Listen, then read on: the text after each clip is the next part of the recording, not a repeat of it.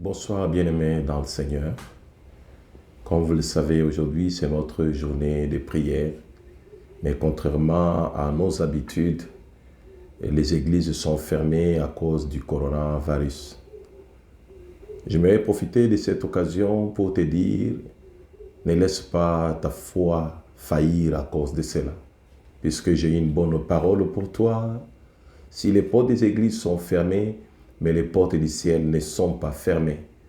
Et Dieu attend que chacun de nous, là où il est, seul ou avec les autres, élève sa voix et parle au trône du Très-Haut. Si les ciels sont ouverts, c'est pour que toi et moi, nous puissions avoir le temps de parler à ces dieux vivants. La Bible nous dit dans Hébreux chapitre 4, le verset 16, « Approchons-nous donc avec assurance du trône de grâce, afin d'obtenir miséricorde et de trouver grâce pour être secourus dans nos besoins. » Pendant ce temps, l'Église a des besoins qui voudraient vraiment revoir la paix qu'il avait tout le temps. J'aimerais te dire, bien-aimé, c'est besoin de pouvoir rencontrer les bien-aimés ensemble, prier, adorer Dieu. L'Église a besoin de se retrouver dans la liberté de pouvoir fonctionner. Mais la peur est en train de venir dans nos cœurs. Mais la Bible nous dit, approchons-nous avec assurance du trône de grâce.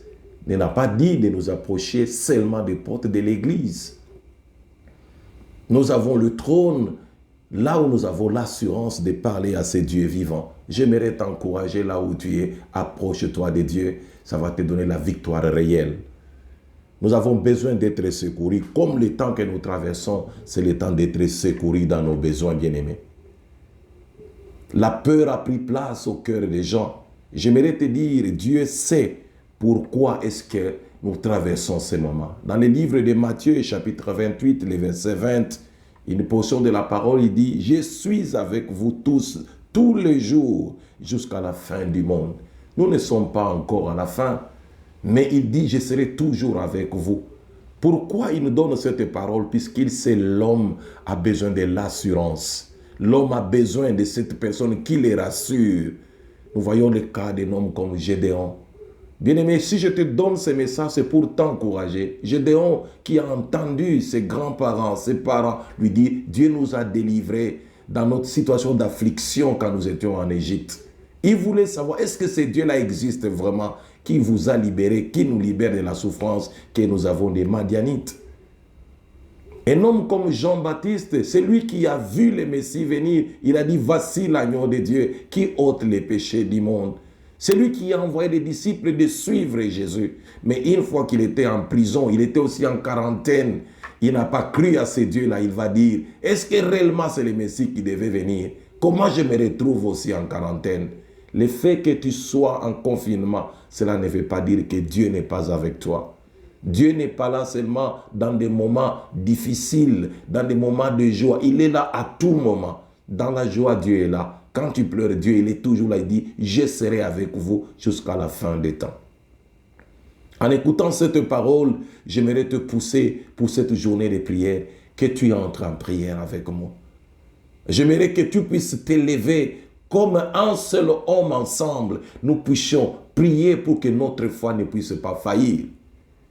La dernière parole que je te donne avant que nous ne puissions prier, c'est dans le livre de Romains chapitre 8. Une parole profonde que j'aimerais que toi et moi nous puissions la prendre. Romains chapitre 8, à son verset 38 et 39, la Bible nous dit, « Car j'ai l'assurance. » J'aime la manière dont l'apôtre Paul introduit ce verset. Il dit, « Car j'ai l'assurance que ni la mort, ni la vie, ni les anges, ni les dominations, ni les choses présentes, ni les choses à venir. » Bien-aimés, quelles sont les choses présentes? Le virus, ce sont des choses présentes. Il y a des choses à venir que nous ne connaissons pas encore. Il dit, ni les choses présentes, ni les choses à venir, ni les puissances, ni les hauteurs, ni la profondeur, ni aucune autre créature ne pourra nous séparer de l'amour de Dieu manifesté en Jésus-Christ notre Seigneur. J'aimerais te dire, même la fermeture de l'église ne peut pas te séparer de l'amour de Dieu. Même le virus ne peut pas te séparer de l'amour de Dieu. j'aimerais te dire, bien-aimé, c'est une parole pour nous. Et approchons-nous de ce Dieu-là avec assurance. L'apôtre Paul dit, j'ai de l'assurance. Nous ne devons pas nous comporter comme les gens du monde. Regardez aujourd'hui comment tout le monde est terrifié. Il se cache. Mais la Bible nous dit, Jésus vient bientôt. Nous ne pouvons pas nous plaindre comme tout le monde. Notre nature, c'est pour dire, lèvons-nous. Nous devons être dans la joie. Si le Seigneur vient, qu'il nous prenne, que ces misères de la terre, nous allons oublier. Nous devons avoir la joie d'aller auprès de ce Dieu Tout-Puissant. Voilà pourquoi j'aimerais t'inviter pour te dire ce soir, si tu peux avoir quelques minutes de prière avec moi, nous allons entrer en prière et nous allons commencer à vous envoyer ces programmes selon que l'Esprit de Dieu va nous conduire. Où je vous demande de prier pour nous, que nous soyons inspirés pour que le peuple de Dieu soit réellement nourri, soit vraiment, réellement encouragé par cette parole. Que le Seigneur de grâce puisse vous bénir au nom de Jésus.